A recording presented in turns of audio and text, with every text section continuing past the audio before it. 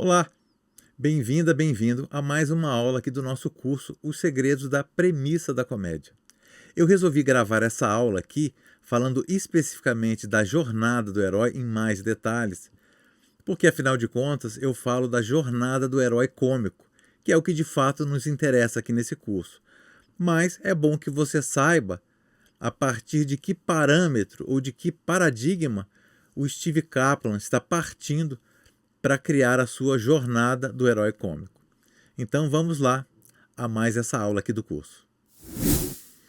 Bom, aqui a gente tem uma ilustração que é quase uma reprodução da ilustração que existe lá no livro do Christopher Vogler, que escreveu A Jornada do Escritor, que por sua vez se baseia no Herói de Mil Faces, na jornada do herói, que foi aí identificada pelo historiador Joseph Campbell, também um discípulo aí, de certa forma, do Jung, e que, analisando vários mitos de diferentes culturas, conseguiu perceber uma estrutura comum a várias culturas, vários mitos em épocas e lugares diferentes. Então, basicamente, essa jornada, como a gente vê aqui na figura, tem 12 etapas, e a gente vai analisar cada uma delas a partir de agora em detalhe.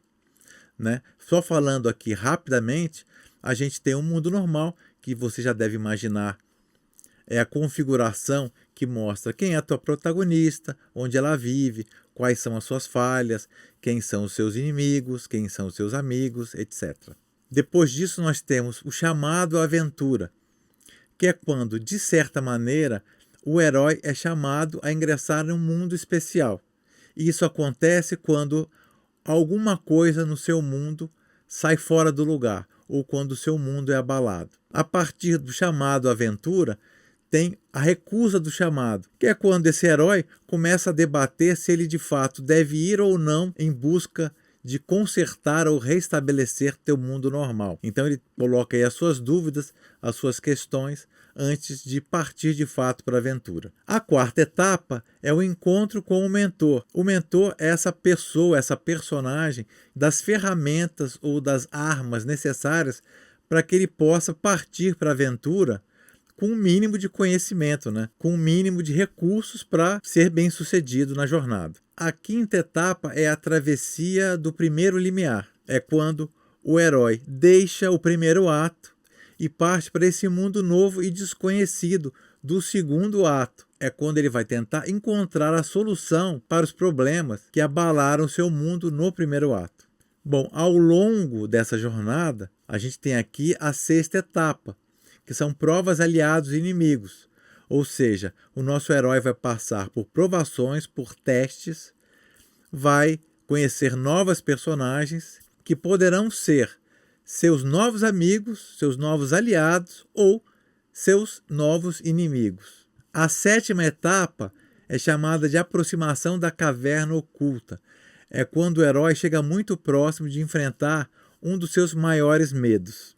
A etapa seguinte, a oitava, é justamente a aprovação. É quando esse herói se coloca diante desse medo e tem que enfrentá-lo.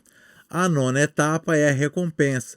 É quando, após enfrentar essa aprovação, ele consegue vencer e aí tem uma recompensa a partir disso. Finalmente, nós temos a 10ª etapa, que é o caminho de volta. O herói foi lá, venceu a aprovação, conseguiu pegar ali o elixir que vai curar o seu mundo danificado, está voltando para casa. Mas essa volta também é cheia de desafios, não é uma volta fácil. A partir disso, o herói enfrenta uma nova provação, um novo e maior desafio, onde ele vai morrer e ressuscitar como uma nova pessoa.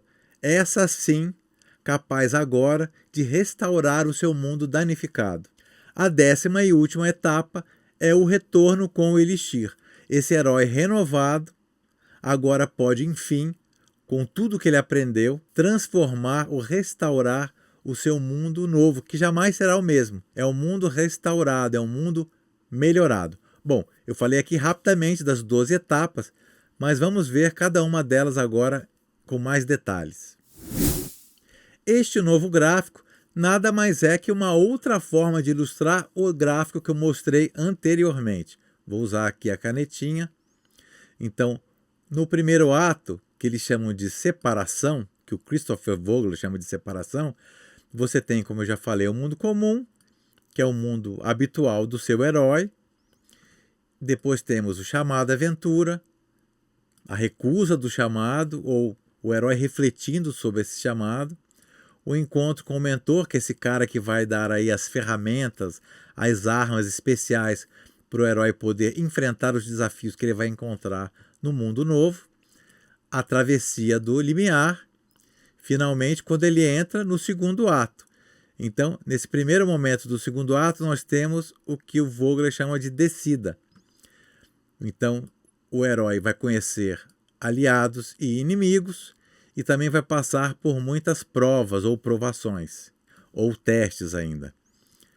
Temos o momento da aproximação da caverna secreta ou oculta, que ele está muito próximo de enfrentar o seu maior medo. Então, no meio da história, temos a aprovação, que é esse grande momento de todo o filme, de toda a história, o meio do filme, o meio do segundo ato. Na etapa seguinte, nós temos a recompensa, quando o herói vai ser premiado com as coisas que ele conquistou depois de passar pela aprovação. Só que é um momento também delicado, porque o herói pode se sentir muito arrogante, muito vencedor, muito invencível, e a partir daí cometer alguns erros que podem ser fatais. E temos então o caminho de volta para o seu mundo ordinário, agora sim restaurado. Como eu avisei, agora a gente vai falar um pouco de cada uma dessas 12 etapas da jornada do herói. A primeira delas é o mundo comum. No fundo, a gente já falou muito desse mundo comum, que é o setup, né? A configuração. Né? A gente vê isso em todos os paradigmas, né? Em todas essas jornadas e manuais de roteiro que a gente analisou aqui rapidamente. Eu vou ler então uma citação do próprio livro do Christopher Vogler. A abertura de qualquer história, seja ela um mito, um conto de fadas, um roteiro, um romance, um conto ou uma história em quadrinhos, carrega um fardo em particular. Deve prender o leitor ou espectador, definir o tom da história, sugerir para onde ela vai seguir e dar conta de muitas informações sem diminuir o ritmo. O início é, sem dúvida, um momento delicado. O que o Christopher Vogler está dizendo aqui é que o início da sua história é essencial para você capturar o teu público. Então, quanto mais rápido você contar ou você delimitar aí esse mundo ordinário do teu herói, e quanto mais o espectador perceber os problemas que tem aquele mundo e perceber, digamos assim, o potencial daquela história, melhor para você. Se você achar que o mundo comum é você mostrar um mundo chato, tedioso, você está no caminho para perder o teu espectador e ele abandonar a tua história. Então o termo mundo comum ou mundo ordinário não quer dizer que você vai ter um começo ordinário ou comum. O espectador tem que perceber aí o potencial da história que está se desenrolando. E quanto mais rápido hoje em dia você ir para o teu catalyst ou para o teu chamado à aventura, melhor. Então, a partir também do livro do Christopher Vogler, eu fiz uma listinha aqui de coisas que você deve pensar com carinho e cuidado na hora de criar aí a primeira etapa da sua história, que é o teu mundo comum ou o mundo comum da sua personagem protagonista, da sua heroína, do seu herói. Então, vamos lá. Apresente o mundo do seu herói, evidentemente. Apresente o seu herói. Quais são os seus objetivos? Quais são as suas falhas? O que ele precisa aprender ou superar? Né? Quais são os seus medos? Apresente os amigos e inimigos do seu herói. Estabeleça o tema da sua história e, finalmente, estabeleça o norte.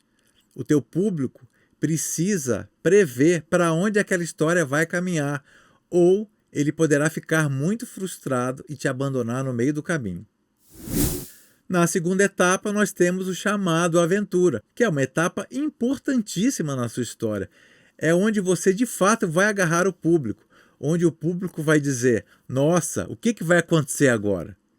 É esse cliffhanger, é esse gancho que vai segurar a tua audiência. E se você conseguir fazer cada etapa da melhor maneira possível, eles vão seguir até o final da tua história. Então eu vou ler mais uma vez uma citação do próprio livro A Jornada do Escritor. O mundo comum, na maioria dos heróis, representa uma condição estática, mas instável. O mundo comum é instável, hein? Não é estático, não é boring. As sementes da mudança e do crescimento são plantadas, e é preciso apenas de uma pequena nova energia para fazê-las germinar, para fazer as sementes já plantadas germinarem. Essa nova energia, simbolizada de incontáveis maneiras em mitos e contos de fadas, é o que Joseph Campbell denominou como chamado à aventura. Então agora vamos ver quais são esses itens aí dos quais você precisa cuidar para que essa tua fase do chamado à aventura seja plena de sucesso. Então o que você deve pensar para estabelecer essa etapa do chamado à aventura? Em primeiro lugar, qual é o evento ou a série de eventos que desestabiliza o mundo do herói, que faz tremer aí, que abala as estruturas do mundo comum? Como esse evento, essa série de eventos, afeta o teu herói e as pessoas que ele ama, as pessoas que o cercam? Como tudo isso ecoa nas falhas do herói? Como tudo isso reflete nas falhas do herói, ou tem relação com as falhas do herói? Porque, afinal de contas, o teu herói precisa ter o quê? Uma curva de aprendizado ao longo da história. Então, é bom que esse evento que desestabiliza tudo também tenha relação com as falhas do teu herói, porque esse evento vai ajudar o teu herói a o quê? Se transformar ao longo da jornada.